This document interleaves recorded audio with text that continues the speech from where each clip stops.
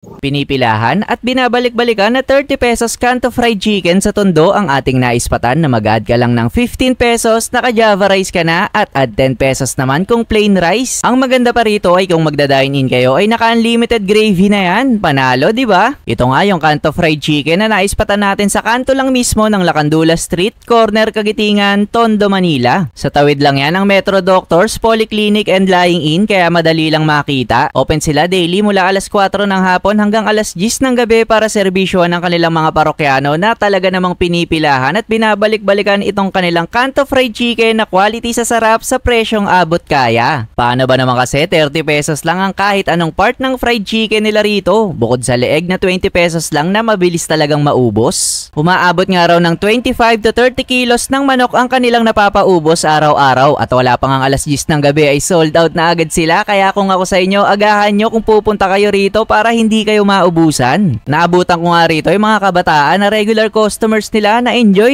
sa pagkain. Napa-order na nga ako ng 2-piece fried chicken, isang leg part at isang thigh part na sinamahan pa ng Java rice at unlimited gravy na ang sarap isabaw sa kanin. Kung gusto mo naman ng spicy ay meron din sila ritong chili powder pampagana lalo ng kain. Alam ko na natatakam na kayo, kaya naman tara, kain na mga tol! Yon mga tol, may naispatan nga tayong Kanto Fried Chicken dito sa Lacandula Street, Corner Kagitingan, Tondo, Manila. Ito, 30 pesos lang yung kanilang fried chicken dito. Lagi ko nadadaanan to, laging ubos yung kanilang fried chicken dito.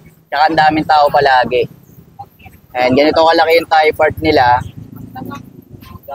Yan. At ito naman yung kanilang leg part. Yan, 30 pesos lang yan. Tapos meron silang leeg, 20 pesos daw.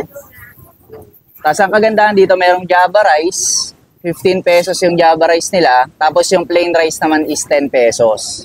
Ang maganda pa dito ay unlimited yung gravy nila pag nag-dine in kayo dito. Ayun o. Pwede kayo dito kumain. Yan. Tatry natin to. Ayun o, only gravy sila o. Sabawan natin rice. Try natin una yung kanilang leg part. Yan, lilipad na tayo kakamanok mga tol. Ayun o. Unlimited. Cheers.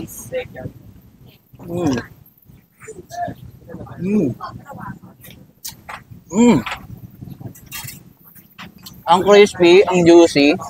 Tapos yung gravy nila, hindi siya ganun kaalat, kaya nagko-complement ng maayos yung gravy sa manok. Masarap.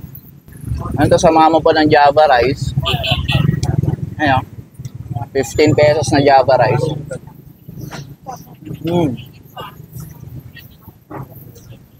Perfect combo. Yan, mainit-init po mga tol, oh.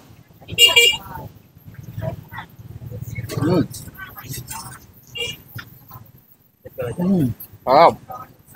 Ang crispy at ang juicy ng manok mga tol. Panalo. Try naman natin yung kanilang thigh part.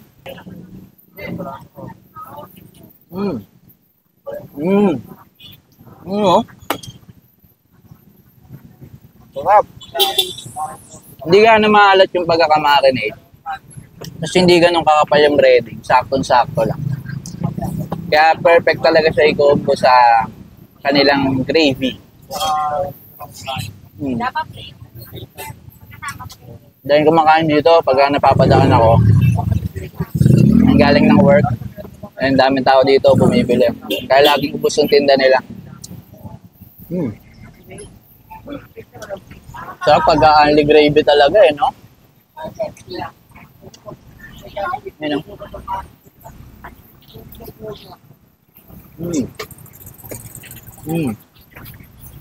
Panalo.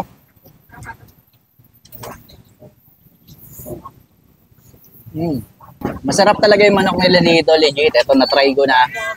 Yan, kung ito yung uulamin nyo, mapaparami ka talaga ng rice dito. Sarap niya. Kaya naman pala talagang laging sold out, tsaka daming tao dito.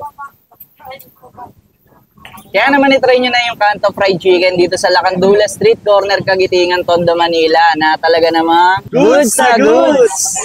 Yun.